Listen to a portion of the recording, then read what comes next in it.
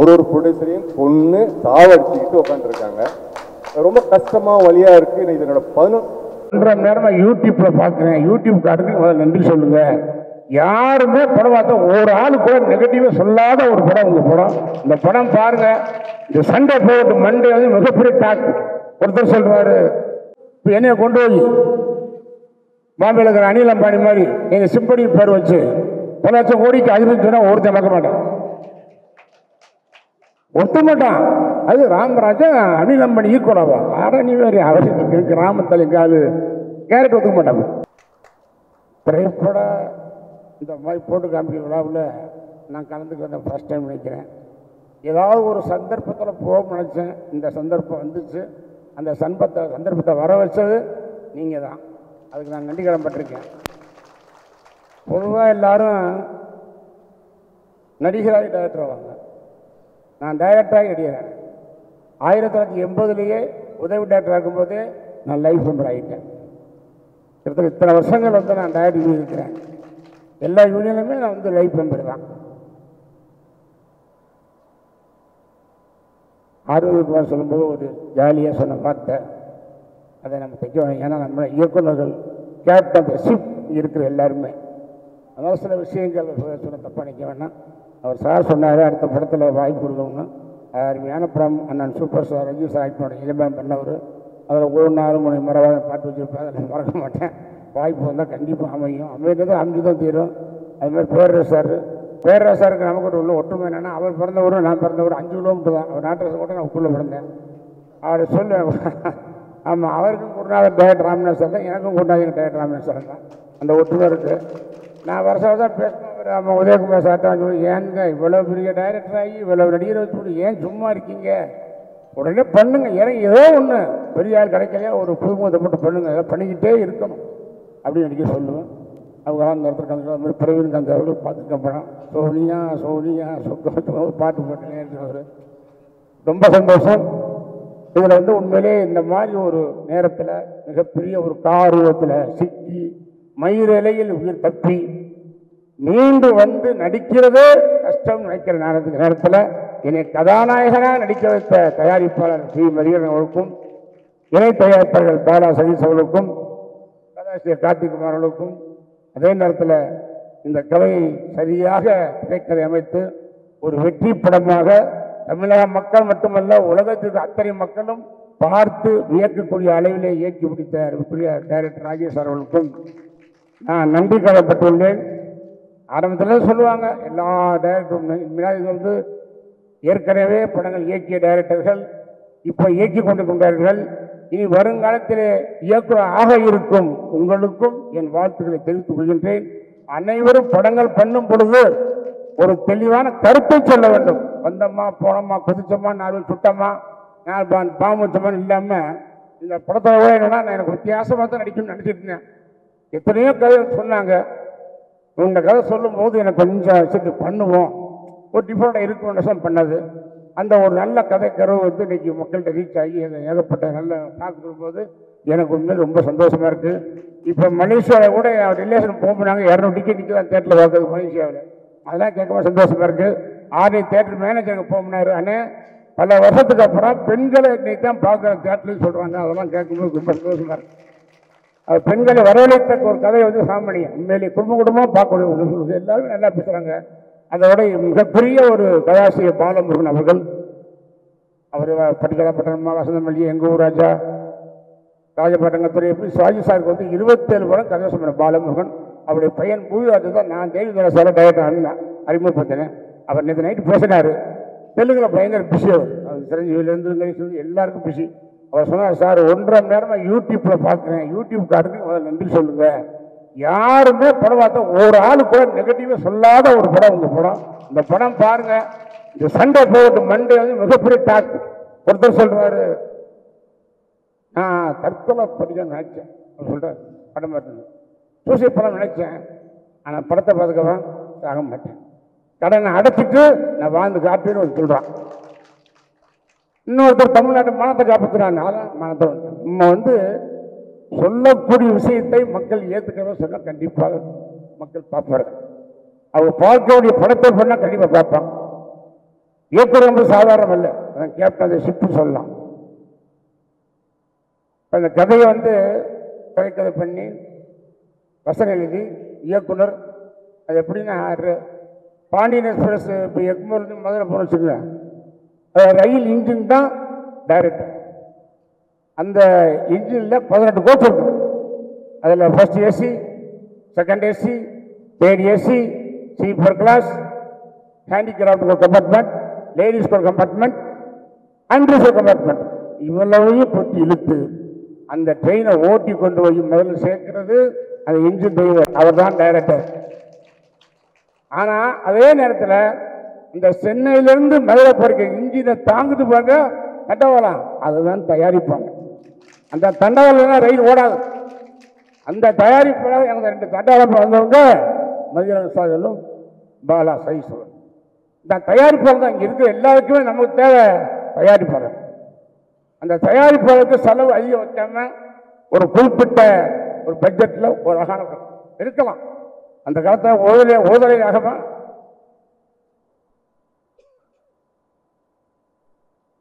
விடுதலை ராகம் அதை எடுத்து யாருமே வாங்கலை, யாருமே பிரின்சிபல் பிடிக்கல. அப்புறம் இப்ராஹிம் இப்ராஹிம் வேற அவரே ஓடி சொல்லி படம் சூப்பர் டைப். நான் எடுத்த நம்ம ஊரில் பலப்படம் கூட 3 வாரம் தூக்கிட்டாங்க மதுரையில். ஆனால் கோயம்புத்தூர் எவ்வளோ 100 நாள். அது மாதிரி ஃபர்ஸ்ட் சில இப்போ இருக்கிற சூழ்நிலை முந்தியெல்லாம் 3 வாரத்துக்கு பிக்கப் ஆகணும், இப்போ 3 நாள் பிக்கப் ஆகுது. ஏன்னா ஓடப்போற 10 நாள் தான், இதெல்லாம் 100 நாள். இப்போ ஒரு சைபர் டிக் அடிச்சுட்டாங்க, 10 நாள் ஓட போதும் எல்லா தேட்டருக்கும். இதெல்லாம் மதுரை 5 ஃபண்டு போடுவோம், 6 ஃபண்டு போடுவோம், மொத்தமே 30-40 போடுவோம். இப்போ 300, 500, 700, 700 போயிடுச்சு. அது எத்தனை ஃபண்டு போடாலும் சரி சொல்ல வேண்டிய விஷயத்த கரெக்டாக சொல்லும். அதில் சாமானியம், இந்த சாமானிய திரைப்படம் உண்மையிலேயே வந்து நானும் எவ்வளோ கதையில் கேட்டேன், இதை கொஞ்சம் நடிச்சிருவோம் இனி வெயிட் பண்ணக்கூடாதுன்னு சொல்லி ஒரு 45 படம் சொன்னார், 50 சொன்ன பேர் சார் வந்தால் கண்டிப்பாக நான் வந்து எனக்கு ஏற்ற மாதிரி இருக்கு. இப்போ என்னைய கொண்டு போய் பாம்பேல இருக்கிற அனில் அம்பானி மாதிரி நீங்கள் சிம்படி பேர் வச்சு பல லட்சம் கோடிக்கு அதிபதி சொன்னால் ஒருத்தன் பார்க்க மாட்டேன், ஒட்ட மாட்டான். அது ராமராஜா அனில் அம்பானி ஈக்குவலாவா? ஆட நீ வேறு அவசியம் ராமத்தலைக்காது கேரட் ஒத்துக்க மாட்டாங்க.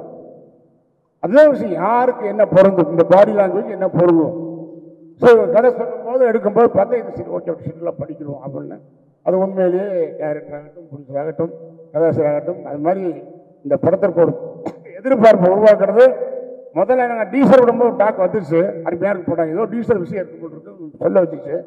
அது கொஞ்சம் லேட்டஸ்ட் இந்த யூத்துன்றாங்கல்ல 2K 2.5 அந்த மாதிரிலாம் அவங்க வந்து என்ன சொன்னால் சார் டீசல் செம்ம லெவல் தான் பயங்கர டாக் போயிட்டு இருக்கு. கொஞ்ச நாளைக்கு அப்புறம் ப்ரொடியூசர் 2000 டிஸ்கஸ் பண்ணி இதுக்கு இசைஞானி இளையராஜா போட்டுருவோம், ஏன்னா ரொம்ப நாளைக்கு அப்புறம் சேர்த்தவங்க காம்பினேஷன் சொல்கிறாங்க பாருங்க, இந்த காம்பினேஷன் அப்படின்னு இந்த படத்துக்கு அண்ணன் இசைஞானி இளையராஜா சொன்னோன்னா மறுபடியும் டாக் எகிருச்சு. அது ரொம்ப ஒரு நல்ல மேட்ரு, பார்த்துட்டு போய் கடி சாங்கு. ஆனால் அதில் வந்து அண்ணன் முன்னாடியை கூப்பிட்டு இங்கே வாயா நீயும் நானும் சேர்ந்து ஆடிக்கு அப்புறம் பாட்டை கேட்பாங்க, நீ பாட்டே இல்லாமல் படம் கொடுத்துருக்கிய அப்படின்னா இல்லை நீ இவங்க வந்தாங்க வேறு யாரும் வரல, படம் படிச்சுட்டு போயிட்டாங்க. ஆனால் அடுத்த படம் பார்த்துக்கிட்டு ஒரு 6 போட்டோம் அவரே சொன்னார், அடுத்த படம் 6 பாட்டு கொண்டு வா அருமையாக போட்டு தர்றேன், அப்போ ஆடி கூப்பிட வர்றேன் அப்படின்னேன். ஸோ அடுத்த படத்துக்கு நான் பாண்டி போடுவோம். அதாவது அவர் வந்து சேர்ந்தது ரொம்ப பெரிய காம்பினேஷன், அவ்வளோதான் காம்பினேஷன் அமையணும். அந்த மாதிரி தயாரிப்பாளர் யாராக இருந்தாலும் நல்ல கதைகளை சொல்லும், நல்ல கதைகளை திங்க் பண்ணும். யாரும் சொல்ல முடியும் இன்னைக்கு இப்படி டேரக்டர் அப்படி போகலாம் இப்படியெல்லாம் போகலாம், ஒரு நல்ல படங்களை கொடுக்க வேண்டும் என்று இருக்கிறாங்க நம்முடைய சங்க உறுப்பினர் அனைவருக்கும் நான் கேட்டுக்கொள்கின்றேன். எல்லாரும் வந்து இப்போ வந்து சொன்ன மாதிரி நான் வந்து உதவி டைரக்டரானது மீனாட்சி படத்தில் அடுத்த சுமை ஒரு படத்தில் இருந்து 38-39 வரை எங்கள் டைரக்டர் உதவி டைரக்டர் சேர்ந்தேன். அசோசியேட் ஆகாமே டைரக்டர் ஆகிக்கிறேன், அசோசியேட் ஆகலை நான் போடவே இல்லை. அது மாதிரி இந்த படத்தில் இன்னும் ரொம்ப சொல்லணும்னா ரொம்ப வாழ்க்கையில் பெருமைப்படுற விஷயம், நம்ம சங்கத்தின் மிகப்பெரிய ஒரு இயக்கம் இருக்கக்கூடிய சகோதரர் ஆர்வி பேர் Ravikumar sir, KS Ravikumar sir. KS Ravikumar sir வந்து அவர் ஒரு லெவல் பண்ணி அப்புறம் வந்து உண்மையிலே இந்த மாதிரி ஒரு நேரத்தில் மிகப்பெரிய ஒரு காரூபத்தில் சிக்கி மயிரிலையில் உயிர் தப்பி மீண்டு வந்து நடிக்கிறது கஷ்டம் நினைக்கிற நேரத்தில் என்னை கதாநாயகனாக நடிக்க வைத்த தயாரிப்பாளர் டி மரியன் அவர்களுக்கும் இணை தயாரிப்பாளர்கள் பாலா சதீஷ் அவர்களுக்கும் கதாசிரியர் கார்த்திகுமார் அவர்களுக்கும், அதே நேரத்தில் இந்த கதையை சரியாக திரைக்கதை அமைத்து ஒரு வெற்றி படமாக தமிழக மக்கள் மட்டுமல்ல உலகத்திற்கு அத்தனை மக்களும் பார்த்து வியக்கக்கூடிய அளவிலே இயக்கி பிடித்த பெரிய டைரக்டர் ராஜேஷ் அவர்களுக்கும் நான் நன்றி கடன்பட்டுள்ளேன். ஆரம்பத்தில் சொல்லுவாங்க எல்லா டைரக்டரும் இது வந்து ஏற்கனவே படங்கள் இயக்கிய டைரக்டர்கள் இப்போ இயக்கி கொண்டிருக்கின்றார்கள். இனி வருங்காலத்திலே இயக்குனர் ஆக இருக்கும் உங்களுக்கும் என் வாழ்த்துக்களை தெரிவித்துக் கொள்கின்றேன். அனைவரும் படங்கள் பண்ணும் பொழுது ஒரு தெளிவான கருத்தை சொல்ல வேண்டும். வந்தம்மா போனோமா குதிச்சோமா 4 சுட்டமா 4 பாம்பு வச்சோமான்னு இல்லாமல் இந்த படத்தோட கூட என்னன்னா நான் எனக்கு வித்தியாசமாக தான் நடிக்கணும்னு நினச்சிட்டு இருந்தேன். எத்தனையோ கதை சொன்னாங்க. இந்த கதை சொல்லும் போது எனக்கு கொஞ்சம் சரி பண்ணுவோம் ஒரு டிஃப்ரெண்டாக இருக்கும் பண்ணது. அந்த ஒரு நல்ல கதை கருவு வந்து இன்னைக்கு மக்கள்கிட்ட ரீச் ஆகி ஏகப்பட்ட நல்ல டாக் கொடுக்கும்போது எனக்கு உண்மையில் ரொம்ப சந்தோஷமாக இருக்குது. இப்போ மலேசியாவில் கூட ரிலேஷன் போனாங்க 200 டிக்கெட் நிற்க தேட்டரில் பார்க்குறது மலேசியாவில். அதெல்லாம் கேட்கும்போது சந்தோஷமாக இருக்குது. ஆர்டி தேட்டர் மேனேஜருக்கு போனார். ஆனால் பல வருஷத்துக்கு அப்புறம் பெண்களை இன்னைக்கு தான் பார்க்குற தேட்டர்னு சொல்கிறாங்க. அதெல்லாம் கேட்கும்போது ரொம்ப சந்தோஷமாக இருக்குது. அது பெண்களை வரவழைத்த ஒரு கதை வந்து சாமானியம். உண்மையிலே குடும்பமாக பார்க்கணும் சொல்லுது. எல்லாருமே நல்லா பேசுகிறாங்க.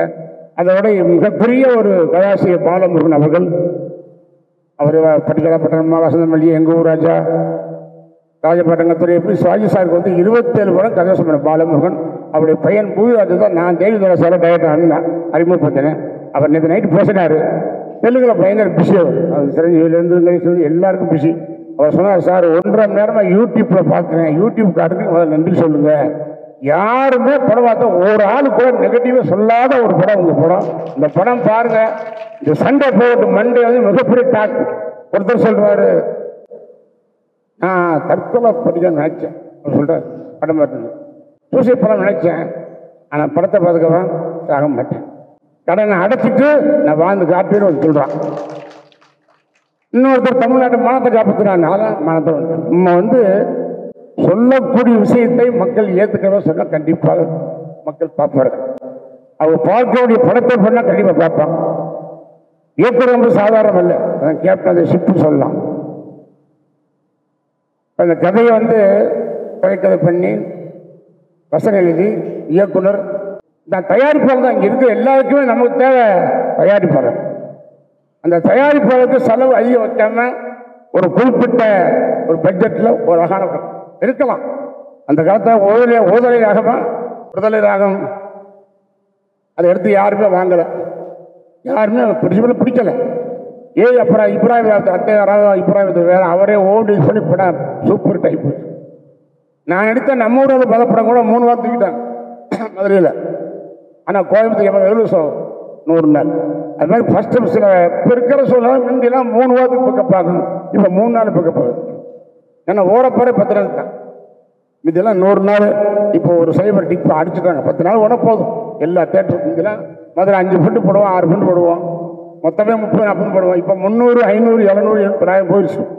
அது எத்தனை ஃபண்டு போடாலும் சரி சொல்ல வேண்டிய விஷயத்த கரெக்டாக சொல்லணும். அதில் சாமானியம். இந்த சாமானிய திரைப்படம் உண்மையிலேயே வந்து நானும் எவ்வளோ கதையில் கேட்டேன். இதை கொஞ்சம் நடிச்சிருவோம், இனி வெயிட் பண்ணக்கூடாதுன்னு சொன்னேன். ஒரு 45 படம் சொன்னாங்க, 50 சொன்ன பேர் சார் வந்தால் கண்டிப்பாக நான் வந்து எனக்கு ஏற்ற மாதிரி இருக்கு. இப்போ என்னைய கொண்டு போய் பாம்பேல இருக்கிற அனில் அம்பானி மாதிரி எங்கள் சிம்படி பேர் வச்சு 1 லட்சம் கோடிக்கு அதிபதி சொன்னால் ஒருத்தன் பார்க்க மாட்டேன், ஒருத்த மாட்டான். அது ராமராஜன் அனில் அம்பானி ஈக்குவலாவா? ஆட நீ வேறு அவசியம் கிராமத்தில் எங்காவது கேரட் ஒத்துக்க மாட்டாங்க. அதுதான் விஷயம். யாருக்கு என்ன பொருந்தும், இந்த பாடி லாங்குவேஜ் என்ன பொருந்தும். ஸோ கதை சொல்லும் போது எடுக்கும்போது பார்த்தா இது சரி ஓகே சீட்டில் படிக்கிறோம் அப்படின்னு. அது உண்மையிலேயே டைரக்டர் ஆகட்டும், ப்ரொடியூசர் ஆகட்டும், கதாசிரியர் ஆகட்டும், அது மாதிரி இந்த படத்திற்கு ஒரு எதிர்பார்ப்பு உருவாக்குறது. முதல்ல நாங்கள் டீசல் விடும்போது டாக் வந்துருச்சு, அருமையாக இருக்கு போட்டாங்க. ஏதோ டீசல் விஷயம் எடுத்துக்கிட்டு சொல்ல வச்சுச்சு. அது கொஞ்சம் லேட்டஸ்ட் யூத்துன்றாங்கல்ல 2K 2.5K அந்த மாதிரிலாம் சொன்னாங்க. அவங்க வந்து என்ன சொன்னால், சார் டீசல் வேறு செம்ம லெவல் தான் பயங்கர டாக் போயிட்டு இருக்கு. கொஞ்ச நாளைக்கு அப்புறம் ப்ரொடியூசர் டைரக்டர் டிஸ்டர்ப் பண்ணி இதுக்கு இசைஞானி இளையராஜா போட்டுருவோம்.